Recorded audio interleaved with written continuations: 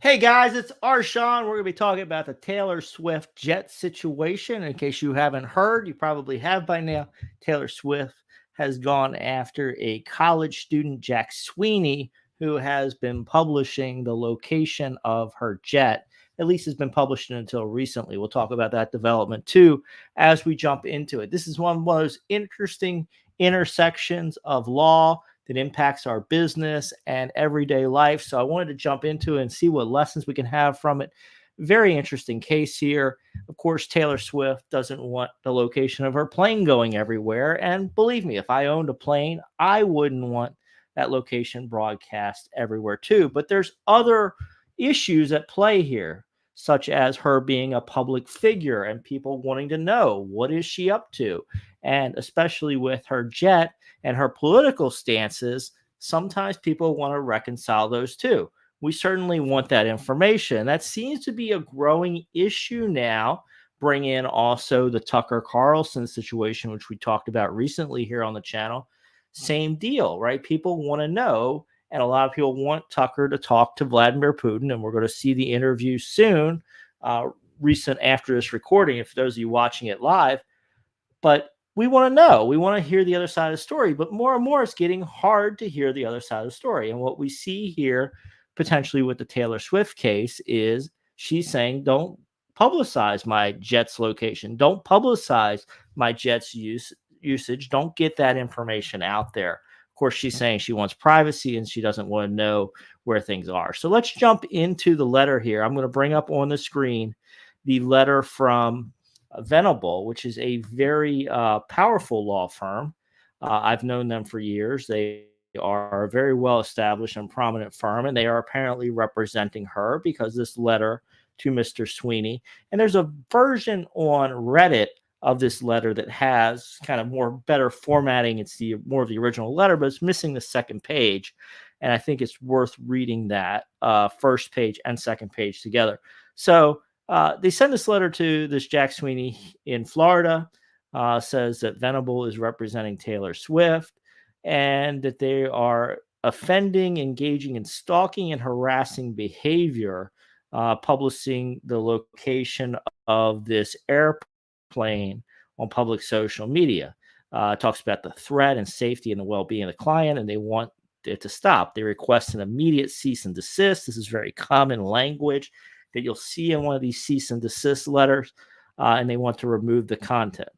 They go on to talk about how he's notorious for disregarding the safety of others. This is the same person that tracked Elon Musk's jet.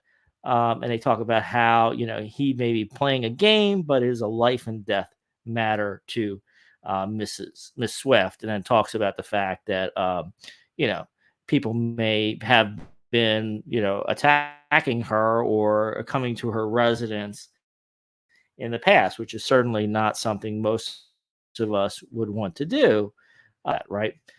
So you see here that they then quote a sampling of online comments. And I think this is very fascinating because, people's online comments is not really a legal standard. And of course, you or me or anybody else could sample online opinions of anything of any size and get people that agree or disagree with us. And to not present both sides, to not have a full opinion poll, or it doesn't even really matter. The law is the law. What people's opinions are is something that's supposed to be protected here in America, right? It's not an opinion poll of whether you have free speech. It's not an opinion poll of whether you can publicize something. It is what is the law.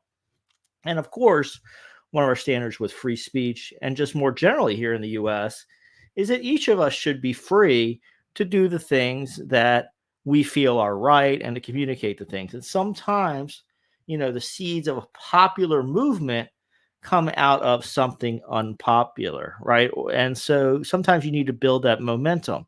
If they had shut down, say, Martin Luther King early in his days of getting the word out about civil rights and fair treatment and equal rights, maybe we would never had some of the things we had happen in the civil rights movement. But the law said that he had the right to speak, and he built momentum behind his movement. And I think most people would agree we ended up with a better society because of what developed probably is unpopular speech. And so that's one of the reasons you want to let this go. And of course, there's been many scandals here in the US.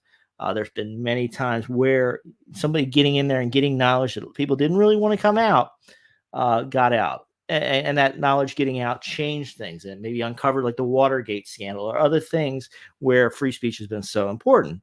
But the Venable law firm goes on to say that this unlawful behavior continues and says this is a violation of several state laws. It doesn't really cite what the laws are, just vaguely points to various state laws and says that, this is very important here. They say there's no justification for you to publicly identify our client's location. Indeed, there is no interest or public need for this information other than stalk, harass, or extort. We're going to be looking at that. Those words are very important.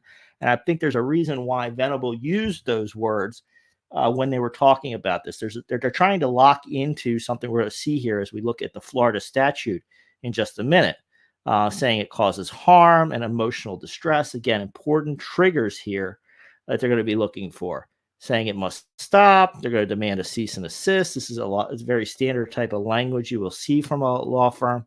They're also asking to remove. They give them a deadline and then talks about possibly pursuing claims. This is all standard stuff that you would see in these types of demand letters is what these lawyers call this. So if we now flip to the Florida statute here, we're going to look at the stalking criminal statute. And there may be other statutes involved. Of course, Venable made this very vague reference to various state laws. And every state's going to be different in how they word these. These state laws sometimes look alike. Sometimes they're very different. They may have different standards. Venable didn't cite to a particular state law that was implicated. And of course, we would need to look at various different laws in order to get a full, complete picture. Where does Taylor Swift reside? Maybe where is the plane currently? Of course, Mr. Sweeney is in Florida. He's a UCF student, so we would expect Florida law would apply. So we pulled the Florida statute for criminal harassment here. And if we look at it, we're in 784.048, and it's got a definition of harassment. And it says harass means to engage in a course of conduct directed at a specific person, which causes substantial emotional distress to that person and serves no legitimate purpose. So this goes exactly back to what we're talking about, right? Is this substantial emotional distress. So she's got to prove or claim that, and then she also needs to prove there is no legitimate purpose. And I think that's where this argument starts to fall apart here. Is what is this legitimate purpose? And I think there's a clear argument that there is a legitimate purpose, specifically in her case, to knowing about her jet and her jet location, right? A lot of people are interested in her. She's been very prominent this year. She's had a lot of media time, along with Kansas City, now in the Super Bowl. She's been flying back and forth to these games. She's now apparently going to do this long leg flight from Tokyo back to Las Vegas for the Super Bowl. So she is in the media. She is a very hot celebrity. In fact, person of the year, right? So she is very much a public figure, and she has now been lending her name and her credibility and her background to political causes. So she is involved in the political situation.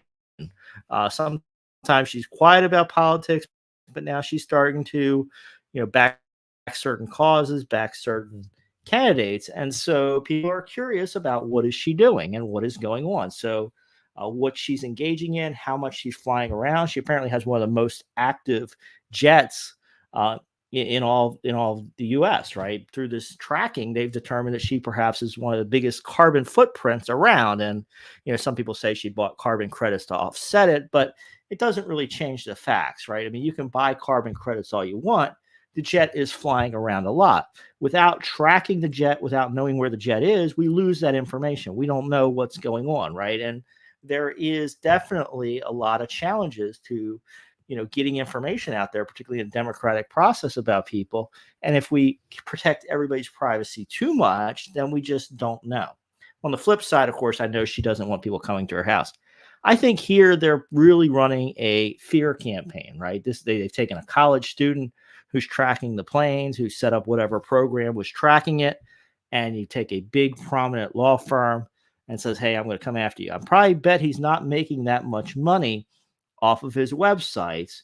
And he's going to jump in and say, okay, um, I'm going to, put this word out there, but I'm not making much money on it. So he can't really hire a big law firm to defend him. He is stuck, probably cowering, which is exactly what we're seeing right now. It looks like if you track the tail number of Taylor Swift's jet, which is, out and about, you can track it down. It's been removed from a lot of tracking websites. You can't find it like you used to. I spent some time recently trying to find it. I had some difficulties. I'm sure there's other channels. Maybe somebody wants to private message me and tell me how to do that if you want to. I'm sure there's those of you out there viewing, some of you would know how to do that.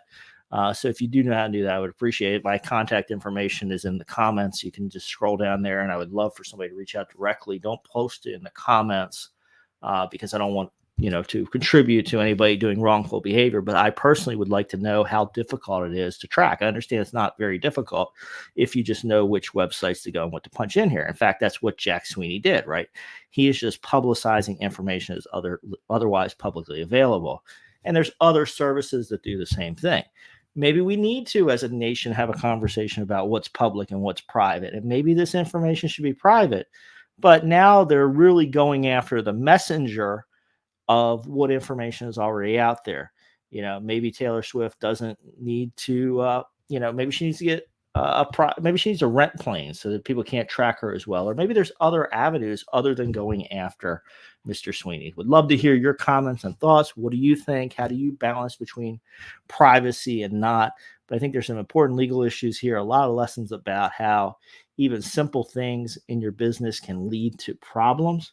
And then also about the power of, a large law firm and money versus what I perceive to be a small player who is probably just trying to defend themselves. Also, if Mr. Sweeney wants to talk to me, I do not want to do any legal work for you, but I would love to get your story out there further. So if you want to reach out to me, I would be glad to chat with you, understand what you're doing and why, and maybe spread that word in a journalistic fashion. So thanks for tuning in today, folks. I'm looking forward to reading your comments. Don't put anything private there. This is a public forum, so don't comment on any social media channels with anything private about you or your business. If you have questions, topics, ideas for future videos, or thoughts about the Taylor Swift situation, I would love to see them. All right, folks, thanks for tuning in. I'll see you for another video soon.